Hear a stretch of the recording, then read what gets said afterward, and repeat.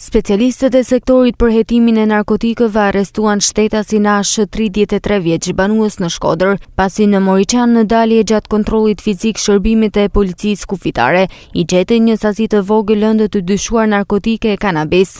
Lënda narkotike u sekuestrua në cilësinë e provës materiale, bashkë me automjetin dhe celularin e 33 vjeçarit. Specialistët e sektorit të qarkullimit rrugor arrestuan shtetasin DP, 64 vjeç, banues në fshatin pasi u kap duke drejtuar automjetin në gjendje të dehur. Gjithashtu referuan materialet në prokurori, ku nisi procedimi në gjendje të lirë për shtetasen Osh, 36 vjeçe, banuese në fshatin Gramsh, pasi ditën e djeshme në aksin rrugor Kukël Barbullush me automjetin që drejtonte, ka përplasur automjetin me drejtues shtetasin MK, 33 vjeç. Si pasojë është dëmtuar lehtë shtetasi AVSH, pasagerën automjetin me drejtuese shtetasen Osh.